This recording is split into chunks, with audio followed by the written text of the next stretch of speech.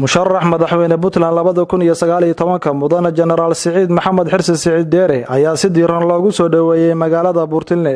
waxaana soo dhaweyntiisa ka qayb qaatay nabadoono waxgarad haweeney arday iyo bulshada qaybaheeda kala duwan salaan iyo marxabeen kadib musharax ayaa lug ku dhaxmaray gudaha magaalada Buurtinle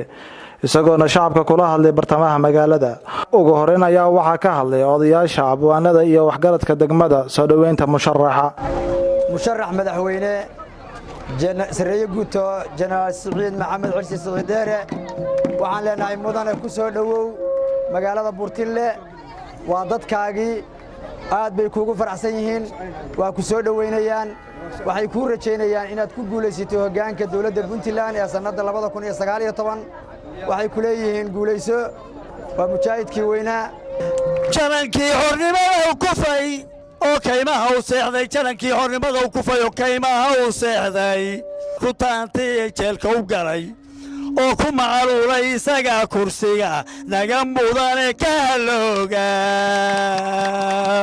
Puntland waxay rabtaa wax badan maalintii sheegay ninka rabtaa waa Saciid Deere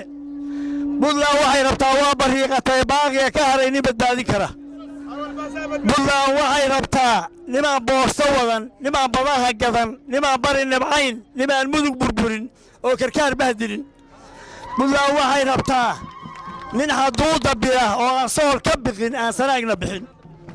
Puntland waxay rabtaa xasuuqii badnaayo birmagaye la dilay baroordiiqdii shalay nimankiis la bidin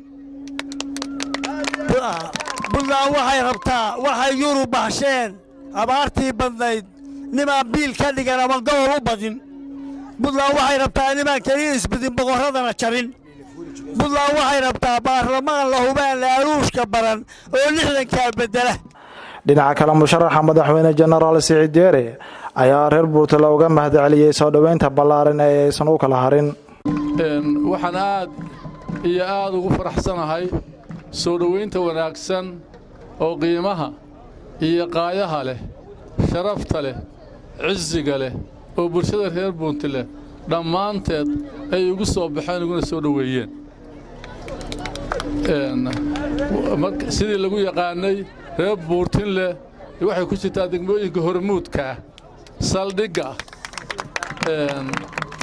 oo horseed wax kasta oo wanaaga ka soo horjeeda wax kasta oo xumaana oo dalkeeda dadka wax u dhimaya marka hadda hadalka soo koobo qorraxda taagan tihiin anigu waxaana way garanaysaan dhammaantiin musharaxa waxaan u ahay dadka naafada dadkii soo halgamay intii kaalinaysay intii buura ka dagaalamaysay intii meel laba taagnayd intii mujaahidiinta ahayd oo dhimatay wax nool iyo wax dhintayba ayaan u ahay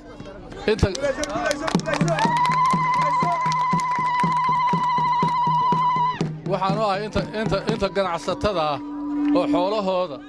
iyo maalkooda inta ganacsatada oo maalkooda iyo xoolahooda iyo naftooda ku bixinaysa sugidda difaaca Puntland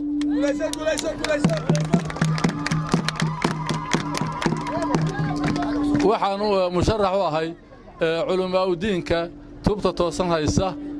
maalin aan harsanayn aan joogsanayn oo dadka mar walba la dhex socda ilaahay wuxuu yiri iyo rasuulku wuxuu yiri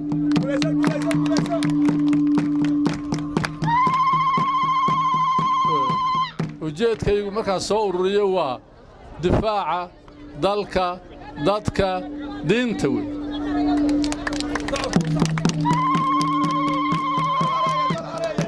aad iyo aad baad u mahadsantihiin